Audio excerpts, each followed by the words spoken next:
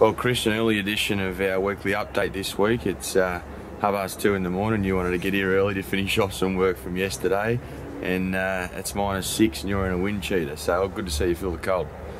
It's been a tough week, but it's good to see that rain disappear and the tracks are improving, and I guess the horses are racing better as a result too. So with the cold, normally comes some fine dry weather. Good day last Saturday for the team again. 3 winners here at a home track of Rose Hill, and a first 4 at Kembla Grange. Is it the first time you've done it? No, it's not, Liam, but we can certainly count it on one hand the amount of times that it has happened. We can remember back to a staying race at Rose Hill earlier in the season.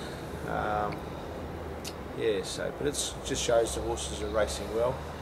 I guess Kembla, it's just a starting point for most horses, but those horses in that race will all be heading towards better things. We said goodbye to a sort of a stable warrior, Thumbtacks. He headed off up to Darwin for greener pasture after his run on Saturday at Flemington.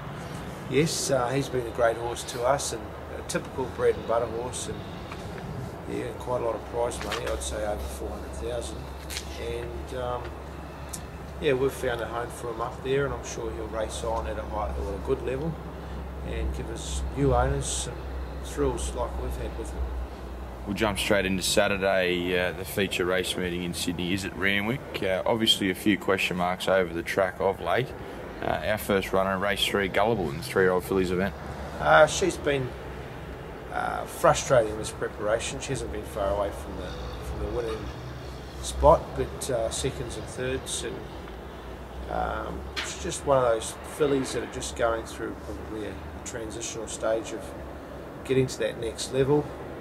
She probably got there a little bit quick, and as a result just suffering for confidence now, but she'll get back there, and I think Saturday's even one good chance for her to get there, and obviously that's at the end of a long preparation, but her work this week's been very good, and I'm expected to be a winning chance.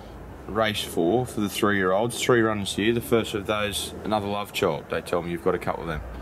No, I haven't, Liam, not like yourself, Port Macquarie. There's plenty of them walking around up there, no doubt. I guess in this race, we're taking advantage of the last Bob's bonus race of the season for the 3-year-olds, which is a great initiative, and adds an extra 20,000, plus you double it up and you get to 36,000 for a voucher if you go to the sale. So it's been a great incentive. And our 3 horses all have won these bonuses and get their last chance on Saturdays. So hard to split them, I guess. Rastro's in career best form. He's a very consistent sprinter. Another love child. He is coming off the back of a good win last start, although he disappointed us a little in a trial last Friday, but I don't really know what to look into that too much. And what was the third one there? Field Marshal. Field Marshal, new addition to the stable. His first up run was good on a unsuitable track, and we've got a drying track on Saturday. Hopefully it's good enough for him, because he's a very good horse on his day.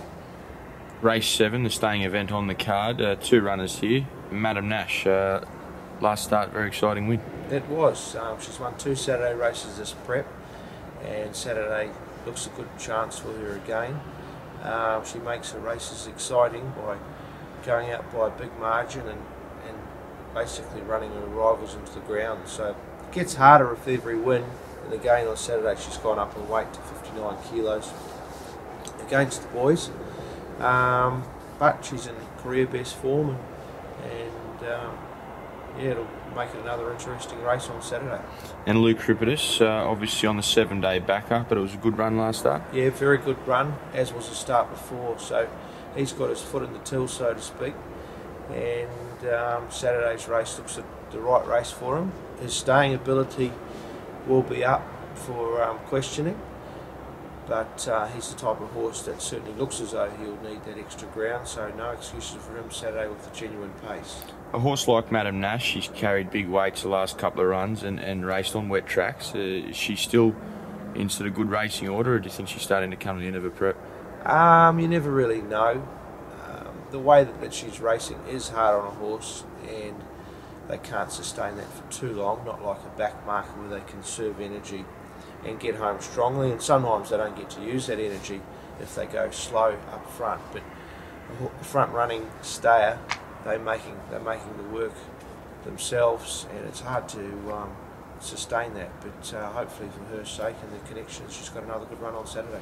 And 3 runners in the last over the 1400 metres. Eaglestein, impressive win last start, but it's got an awkward draw on Saturday.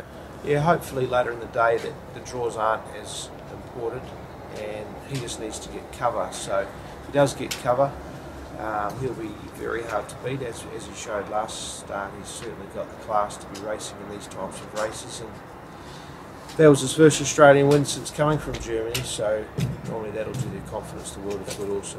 Marden, obviously a stayer resuming, but capable fresh? Yeah, I think so.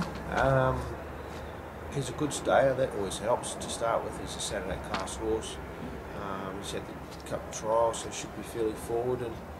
And this time of the year, the races are a bit of a grind, so he could certainly run home strongly and fill the placings.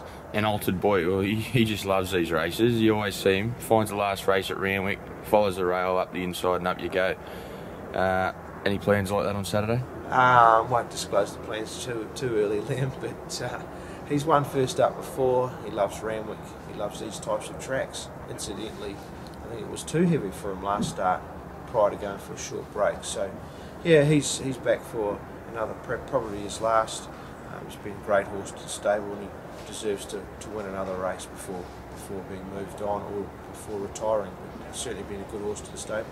Quiet time of year, as we said last week, but one title still up for grabs is the Jockeys Premiership between Nash and Hugh. Both ridden consistently over the past 12 months, but obviously Nash put himself within half a win yesterday at Canterbury. How's your influence been over the two boys? Well, Nash got beaten on Christy Lee yesterday, so you're only as good as your last ride. But no, it's a pleasure to have them both riding for us. Both extremely good riders, and they deserve to be up the top. And yeah, it'll be an interesting fight. Obviously, both restricted by their weights that they can ride. So yeah, I hope for both their sakes they get decent rides and opportunities on Saturday. All right, mate. All the best Saturday. Good luck. Thanks, Liam.